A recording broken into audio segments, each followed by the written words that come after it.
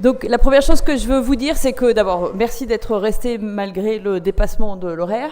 Ensuite, comme ça vient d'être dit, j'ai regardé très rapidement ce qui a été dit dans les différentes commissions, mais on fera un compte-rendu beaucoup plus précis plus tard.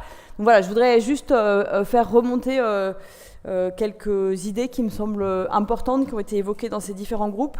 Donc d'abord, au sujet de l'élève, et j'insiste pour commencer par ça, puisque c'est vraiment l'élève qui doit être au cœur du système éducatif.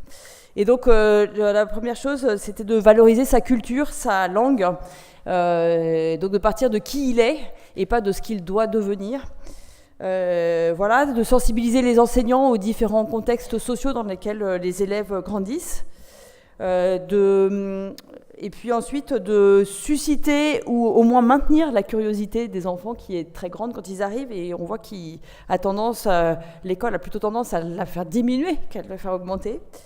De réfléchir à quels sont les apprentissages, finalement, quel est le socle commun qu'on a envie de transmettre dans cette école, de travailler aussi sur des postures d'entraide plutôt que des postures de compétition, et sur un sentiment d'appartenance, de faire quelque chose ensemble et pas contre. Voilà. Et puis la dernière chose que j'ai notée pour les élèves, c'est que l'orientation soit choisie et pas une orientation par défaut, parce que juste on est en échec. Voilà, ça c'est pour les élèves. Les élèves sont encadrés par des enseignants et donc cette liberté qu'on aimerait que les élèves aient de pouvoir s'orienter, choisir un peu leur cursus, on aimerait aussi que les enseignants l'aient, a fortiori.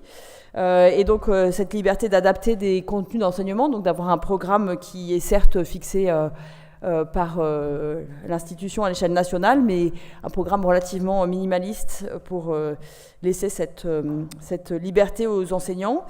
D'avoir des enseignants peut-être qui sont recrutés sur d'autres critères que purement disciplinaires, en particulier une capacité à interagir, à faire du collectif, à avoir aussi une continuité interdegré, avec on peut même oser rêver de la convivialité et pas juste du collectif forcé, des possibilités d'observer en classe.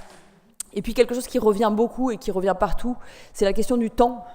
Le temps de l'enseignant qui est de plus en plus contraint, avec un programme de plus en plus grand, des classes de plus en plus chargées et pas de temps pour se former, pour interagir justement. Voilà, et puis avec beaucoup d'enseignants et d'élèves, on arrive à l'échelle de l'établissement. L'établissement qu'on rêve un petit peu plus autonome lui aussi, avec un projet éducatif qui associe tous les acteurs, donc à la fois les enfants, leurs familles. Donc ça suppose de faire rentrer aussi les familles à l'intérieur de l'école, ce qui aujourd'hui est compliqué, même aux endroits où on voudrait le faire, elles n'osent pas toujours, ou on ne sait pas forcément les inviter comme il faut, même s'il y a plein d'initiatives dans ce sens. Un établissement, c'est aussi un lieu qui est ancré dans un territoire, et donc faire rentrer aussi dans l'école les collectivités territoriales, les associations, les entreprises locales. Voilà, varier les formats d'apprentissage. Et puis, ce qui a été aussi beaucoup mentionné dans ce que vous avez dit, toutes les questions de liens interdegrés et de réseau en général. Comment est-ce qu'on mutualise des compétences ? Comment est-ce qu'on mutualise éventuellement des bâtiments ? Voilà. Et puis la dernière chose peut-être que je voudrais évoquer, c'est cette question de l'établissement collège dont on ne sait pas très bien, ou de l'idée du collège, dont on ne sait pas très bien si c'est un petit lycée ou une grande école, ou ni l'un ni l'autre, ou voilà. Donc repenser aussi cette question de ces niveaux intermédiaires.